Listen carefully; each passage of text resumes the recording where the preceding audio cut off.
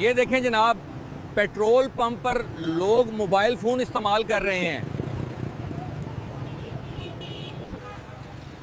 Sir please mobile phone بند کر دیں، fuelling کے دوران موبائل استعمال کرنا منع ہے۔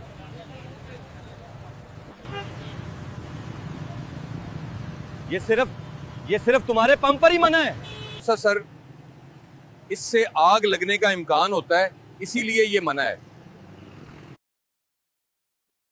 ہم نے تو آج تک نہیں سنا کہ موبائل سے آگ لگی ہو، بس تم لوگوں کے پمپ پر روز نیا قانون ہوتا ہے۔ سر نہیں سر، ایسا نہیں ہے، ہم صرف احتیاط کرتے ہیں تاکہ آپ سب کی زندگی محفوظ ہو۔